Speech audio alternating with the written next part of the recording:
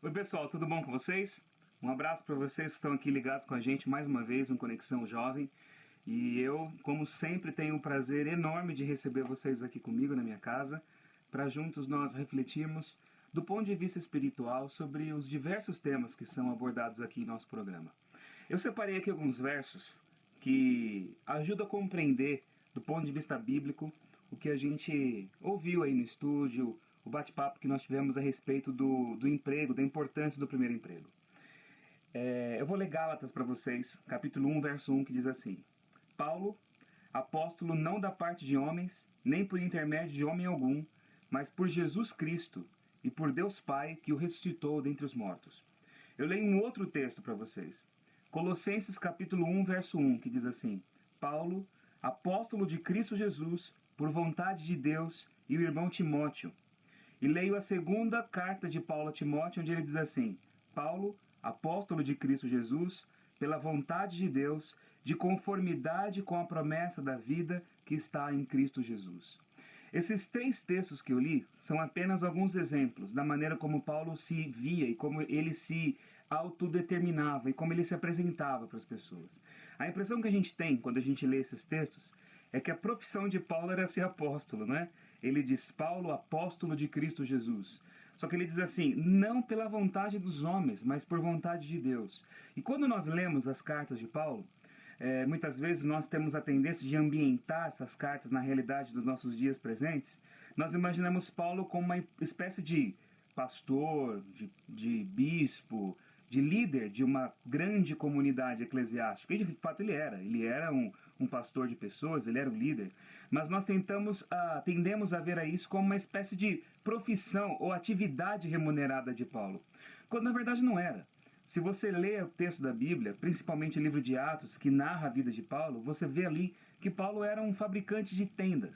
Paulo era um artesão, ele trabalhava e ele vendia o trabalho das suas próprias mãos e ele se sustentava dessa forma. E diversas vezes, em muitos lugares onde ele pregou o evangelho, ele inclusive recusava o auxílio que muitos irmãos da igreja queriam oferecer a ele, para que ele fosse independente no seu sustento. Mas em nenhum momento nas epístolas você vê Paulo se identificando como um artesão, como um fabricante de tendas. Por quê? Porque o significado da vida para ele era mais do que aquilo que ele fazia. O significado da vida, aquilo que o definia do ponto de vista dele mesmo e principalmente de Deus, não era aquilo que ele realizava para poder ganhar o seu sustento, mas aquilo que ele tinha como missão, como objetivo, como propósito de vida. E o objetivo dele, a missão dele, aquilo que dava significado para a existência dele aqui da Terra, não era aquilo que ele fazia para ganhar dinheiro, mas era o seu chamado, era o seu compromisso, era a forma como ele vivia a sua vida. E por que eu estou dizendo isso agora para vocês? Porque muitos de nós, vivendo num país em crise como nós vivemos, nós muitas vezes nos desesperamos e até temos uma tendência a ter uma visão distorcida a respeito do nosso valor, do nosso significado do mundo por não termos um emprego formal, por você não ter uma carteira assinada, por você não estar ali recebendo um olerite todo mês, um salário fixo, e muitas vezes por você passar algum tipo de dificuldade financeira, você acha que você não é abençoado, que você não é querido por Deus, que Deus te abandonou, quando na verdade isso não tem nada a ver com a sua condição espiritual. Nós vivemos num país em crise. Na verdade, o grande milagre é nós termos uma condição financeira confortável nos dias de hoje. Você não é aquilo que você faz para o seu sustento. O seu trabalho, o seu dinheiro ganho com aquilo que você realiza é digno, é importante e não é errado você pedir para que Deus te conceda ou que Ele abra portas para você crescer profissionalmente ou para você realizar os seus sonhos. Isso não é errado, muito pelo contrário. Faz parte da vida responsável de cidadão que nós temos aqui neste mundo. Mas o que você é, o seu objetivo, a sua missão, o seu chamado, o que você se define, isso é além do que está ali na sua carteira profissional. Eu tinha um amigo meu, um irmão que era líder numa igreja na qual eu fui pastor, ele trabalhava pintando casas, ele era pintor. Mas quando você perguntava para ele, o que você faz, o que você é?